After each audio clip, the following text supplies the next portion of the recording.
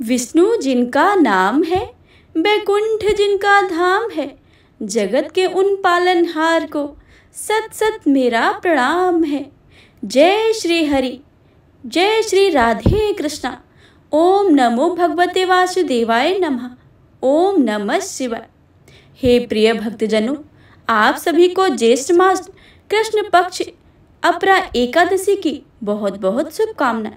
आप सभी के जीवन में भगवान लक्ष्मी नारायण की कृपा सदा सर्वदा ही बनी रहे, इसी मंगल कामना के साथ आइए आज रसपान करेंगे अपरा एकादशी व्रत की संपूर्ण कथा, एकादशी माता की कथा और तुलसी माता की कथा तथा राजा अम्बरीश की कथा। तो आप सभी भक्तों से अनुरोध है कि इन कथाओं को भक्ति भाव से और प्रसन्न मन चित्त से पूरा अवश्य सुनिएगा और कमेंट बॉक्स में भगवान लक्ष्मी नारायण की जय लिखना बिल्कुल भी मत भूलिएगा। आइए सर्वप्रथम सुनते हैं गणेश भगवान की कथा, क्योंकि किसी भी कार्य को करने से पहले गणेश भगवान की आराधना करना अति आवश्यक होता है। एक बार प्रेम से बोले गणेश भगवान की जय। एक बार गणेश जी ने पृथ्वी के मनुष्यों की परीक्षा लेने का विचार किया। वे अपना रूप बदलकर पृथ्वी पर भ्रमण करने लगे। उन्होंने एक बालक का रूप बना लिया। एक हाथ में एक चम्मच में दूध और दूसरे हाथ में एक चुटकी में चावल लिए और गली गली घूमने लगे।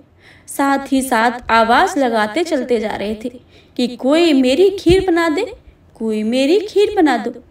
कोई भी उन पर ध्यान नहीं दे रहा था, बल्कि लोग उन पर हंस रहे थे।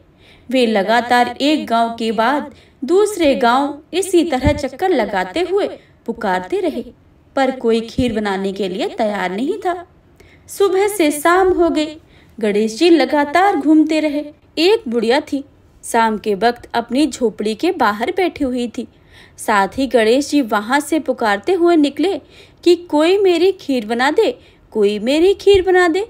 बुढ़िया बहुत कोमल हृदय वाली थी। उसने कहा, बेटा ला मैं तेरी खीर बना दूं। गणेश जी ने कहा कि माई अपने घर में से दूध और चावल लेने के लिए बर्तन ले आओ। बुढ़िया एक कटोरी लेकर उस झोपड़ी से बाहर आई तो गणेश जी ने कहा कि अपने घर के सबसे बड़ा बर्तन लेकर आओ।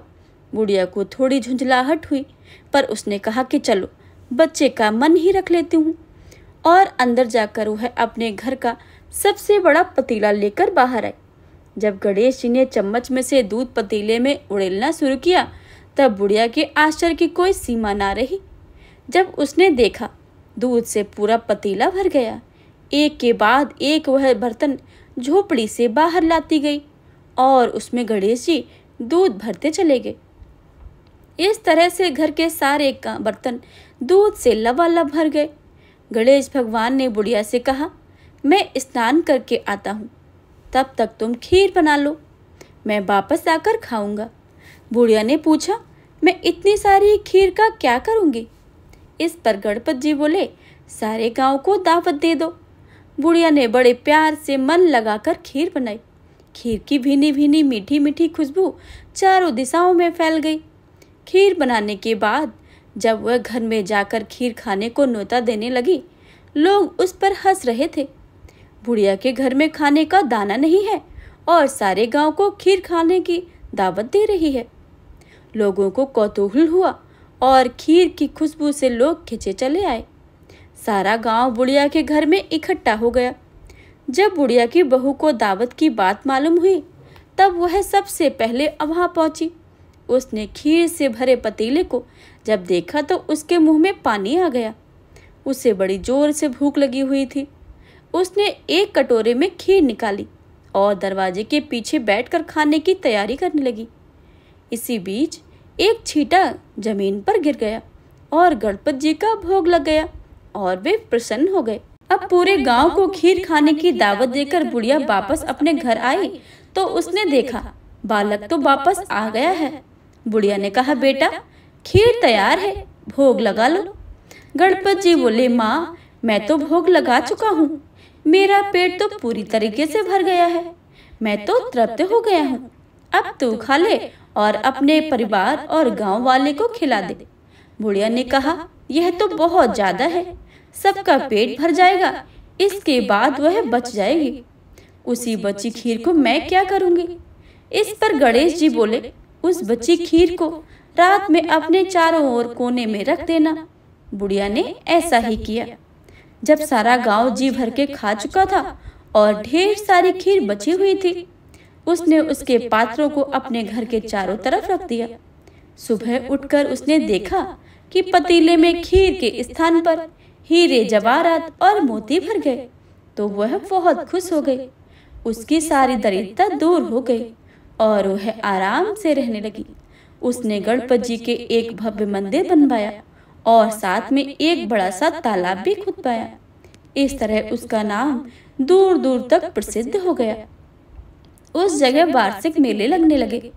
लोग गणेश जी की कृपा प्राप्त करने के लिए उस स्थान पर पूजन और मान्यताएं करने के लिए आने लगे।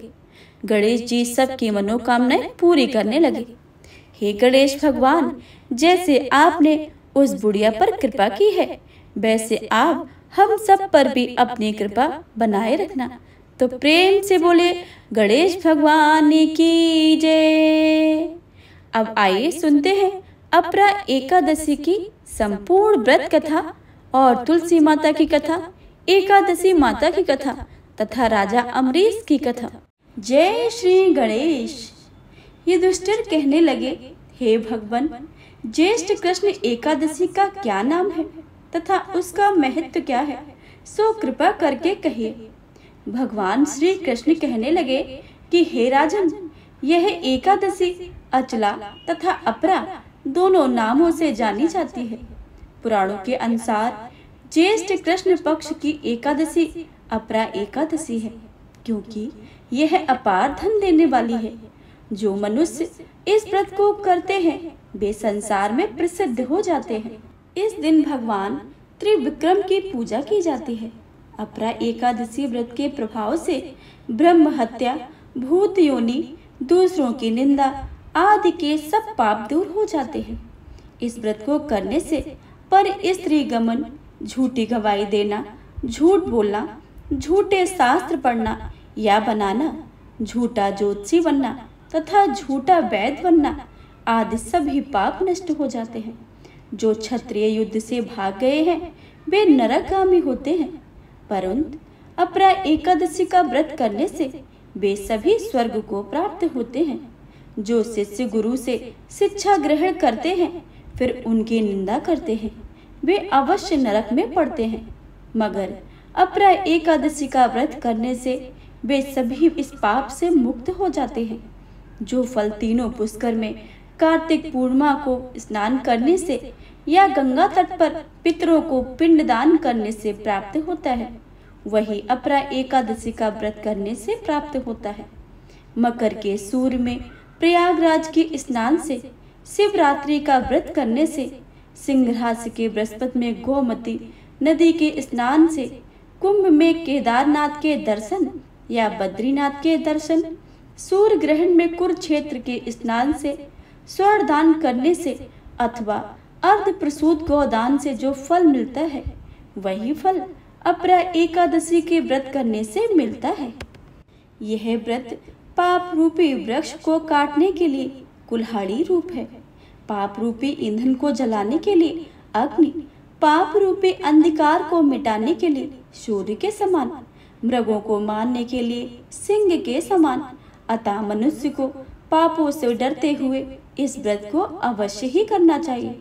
अपरा एकादशी का व्रत तथा भगवान की पूजा करने से मनुष्य के सभी पापों से छूटकर विष्णु लोक को जाता है। श्री कृष्ण भगवान कहने लगे कि हे दुष्टर, अब मैं तुम्हें अपरा एकादशी की कथा के बारे में अवगत कराता हूँ। एक समय किसी राज्य में महीध्वज नाम के एक अत्यंत धर्मात्मा राजा हुआ करते थे। राजा महीध्वज जितने सदाचारी और धर्मात्मा थे, उनका छोटा भाई ब्रजध्वज उतना ही अधर्मी प्रवृत्ति का था।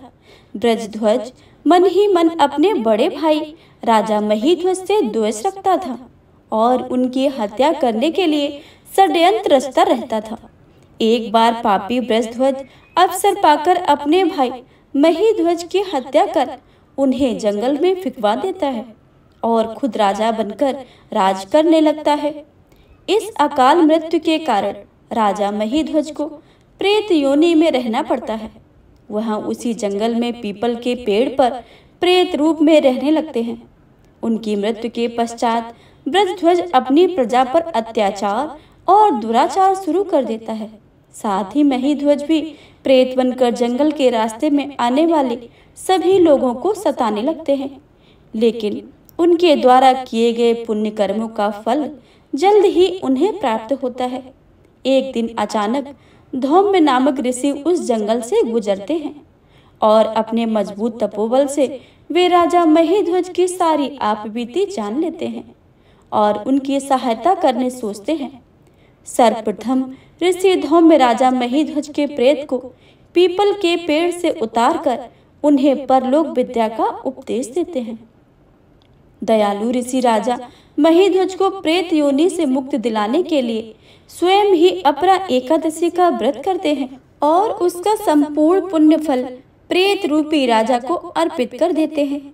इस पुण्य के प्रभाव से राजा को प्रेत योनि से मुक्ति मिल जाती है और वह ऋषि को धन्यवाद देते हुए दिव्य देह धारण कर पुष्पक विमान में बैठकर स्वर्ग की ओर प्रस्थान करते हैं। इस प्रकार श्री कृष्ण भगवान युधिष्ठिर जी से कहते हैं कि हे राजन, अपरा एकादशी की यह कथा संपूर्ण जगत का कल्याण करने वाली है। इस कथा को पढ़ने मात्र से अथवा सुनने मात्र से ही मनुष्य अपने सभी पापों से मुक्त होकर मोक्ष की प्राप्ति कर लेता है। इस कथा को सुनने से ही सभी मनुष्य के सभी दुख और क्लेश दूर हो जाते हैं। यह कथा मैंने तुम्हें सुनाई है। यह कथा को सुनाकर भगवान श्री कृष्ण वहां से अंतर ध्यान हो गए और राजा युधिष्ठिर कथा को सुनकर मग्न हो गए। तो एक बार प्रेम से बोले भगवान श्री कृष्ण की जय, लक्ष्मी नारायण भगवान की जय, तुलसी माता की जय। ऐसा माना जाता है कि तुलसी माता की कथा को बिना सुने व्रत संपूर्ण नहीं माना जाता है। एकादशी के दिन भगवान के भोग में तुलसी दल का प्रयोग अवश्य ही करना चाहिए और भगवान श्री हरि को पीले रंग के फूल, पीले रंग की मिठाई और पीले रंग के वस्त्र अर्पित करने चाहिए तथा विधि विधान से षोडशोपचार से भगवान विष्णु और माता लक्ष्मी का पूजन करना चाहिए। इस प्रकार जो भी मनुष्य कथा को कहता है, सुनता है और पढ़ता है, वह इस लोक में सुख पाकर अंत में मोक्ष को पा लेता है। तो एक बार प्रेम से बोलिए लक्ष्मी नारायण भगवान की जय, तुलसी माता की जय। एक बुढ़िया माई थी, तुलसी माता को सींचती थी और कहती थी, हे तुलसी माता सत की दाता, मैं तेरा बिरला सींचती हूँ, तू मेरा कर निस्तारा। मुझे बहू दे, पीताम्बर की धोती दे, मीठा मीठा ग्रास दे, बैकुंठ में वास दे। चटक की चाल दे, पटक की मौत दे, चंदन का काट दे, रानी सा रास दे। दाल भात का भोजन दे, 11 की मौत दे और कृष्ण जी का कंधा दे। जब तुलसी माता यह सुनकर सूखने लगी तो भगवान ने पूछा, हे तुलसी, तुम क्यों सूख रही हो? तुलसी माता ने कहा कि एक बुढ़िया रोज आती है और यह कह जाती है, मैं सब तो पूरा कर दूंगी, लेकिन कृष्ण का कंधा कहाँ से लाऊंगी? तो भगवान बोले, जब वो मरेगी तो मैं अपना कंधा दे आऊंगा, तू बुढ़िया माई से कह देना। जब बुढ़िया माई मर गई और सब लोग ले जाने लगे तो बुढ़िया किसी से ना उठी और सभी लोग कहने लगे, देखो कैसी पापिन बुढ़िया है। वैसे तो पूजा पाठ बहुत करती थी, लेकिन अब तो किसी से उठ भी नहीं रही है। तब भगवान एक 12 वर्ष के बालक के रूप धारण करके आए।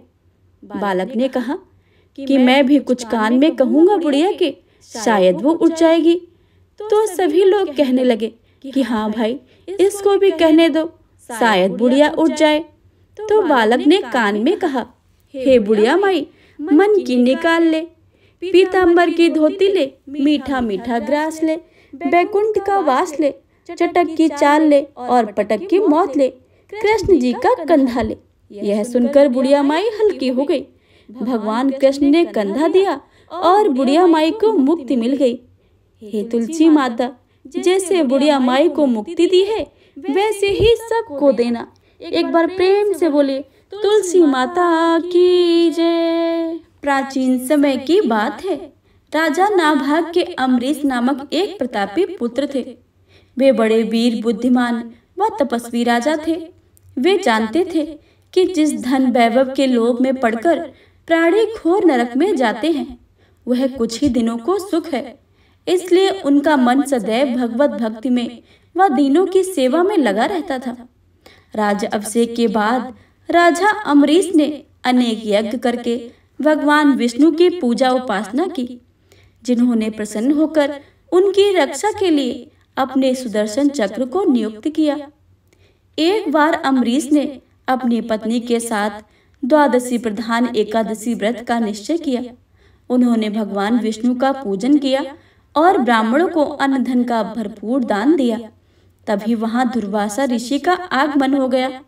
वे परम तपस्वी व अलौकिक शक्तियों से युक्त थे, किंतु क्रोधी स्वभाव के कारण उनकी सेवा शुश्रूषा में विशेष सावधानी अपेक्षित थी। अम्बरीश ने उनका स्वागत किया और उन्हें श्रेष्ठ आसन पर बिठाया। तत्पश्चात दुर्वासा ऋषि की पूजा करके उनसे प्रेम पूर्वक भोजन ग्रहण करने का आग्रह किया। दुर्वासा ऋषि ने उनका आग्रह स्वीकार कर लिया, किंतु भोजन से पूर्व नित्य कर्मों से निवृत्त होने के लिए वे यमुना नदी के तट पर चले गए। वे परम ब्रह्म का ध्यान कर यमुना के जल में स्नान करने लगे। इधर द्वादशी केवल कुछ ही क्षण शेष रह रही थी। स्वयं को धर्म संकट में देखकर राजा अम्बरीश ब्राह्मणों से परामर्श करते हुए बोले, मान्यवरों, ब्राह्मण का बिना भोजन कराए स्वयं खाना खा लेना और द्वादशी रहित भोजन न करना दोनों ही मनुष्य को पाप के भागी बनाते हैं। इसलिए इस समय आप मुझे ऐसा उपाय बताएं जिससे कि मैं पाप का भागी न बन सकूं। ब्राह्मण बोले, हे राजन, शास्त्रों में कहा गया है कि पानी भोजन करने के समान है और भोजन के समान भी नहीं है। इसलिए इस समय आप जल पीकर द्वादशी के नियम को पूर्ण कर लीजिए। यह सुनकर राजा अम्बरीश ने जल पी लिया और दुर्वासा ऋषि की प्रतीक्षा करने लगे। जब दुर्वासा ऋषि लौटे तो उन्होंने तपोबल से जान लिया कि अम्बरीश भोजन कर चुके हैं। अतः वे क्रोधित हो उठे और कठोर स्वर से बोले, दुष्ट अम्बरीश, तू धन के मद में चूर होकर स्वयं को बहुत बड़ा मानता है। तूने मेरा तिरस्कार किया है। मुझे भोजन का निमंत्रण दिया, लेकिन मुझसे पहले ही स्वयं भोजन कर लिया। अब देख, मैं तेरी दुष्टता का कैसा दंड देता हूँ। क्रोधित दुर्वासा ने अपनी एक जटा उखाड़ी और अम्बरीश को मारने के लिए एक भयंकर और विकराल कृत्या उत्पन्न कर दी।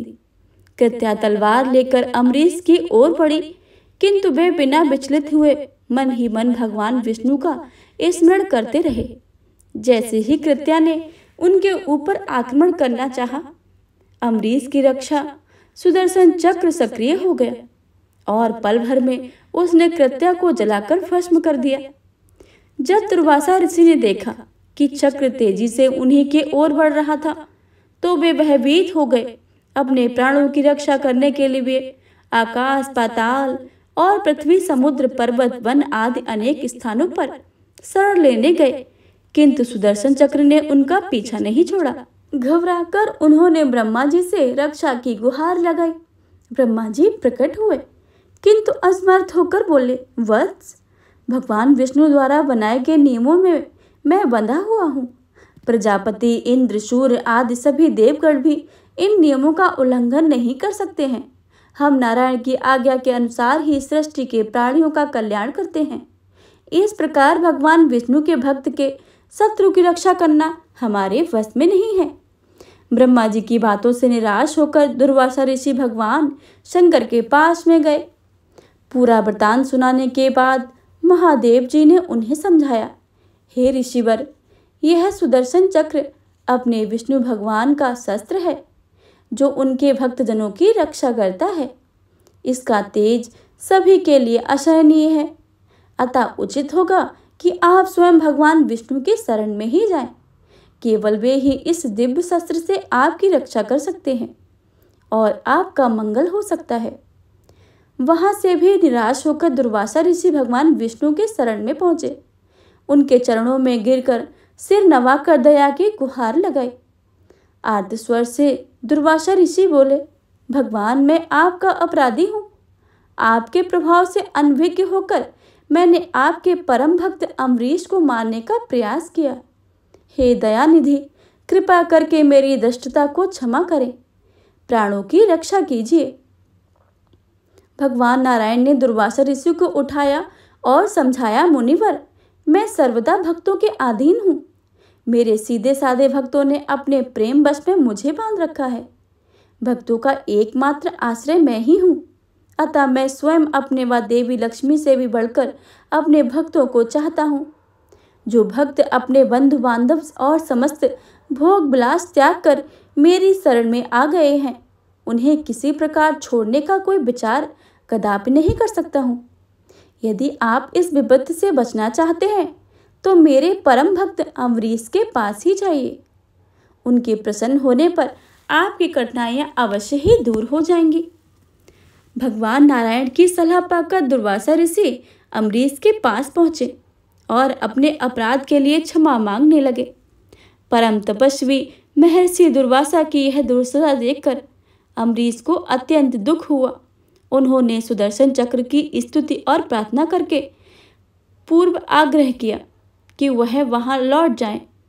उनकी स्तुति से प्रसन्न होकर सुदर्शन चक्र ने अपनी दिशा बदल दी और दुर्वासा ऋषि को भय मुक्त कर दिया। जब से दुर्वासा ऋषि वहां से गए थे तब से राजा अम्बरीश ने भोजन ग्रहण नहीं किया था। वे ऋषि को भोजन कराने की प्रतीक्षा कर रहे थे। उनके लौट कर आ जाने से व भय मुक्त हो जाने के बाद अम्बरीश ने उन सबसे पहले उन्हें आदरपूर्वक बैठाकर उनकी विधि समेत पूजा की और प्रेम पूर्वक भोजन कराया।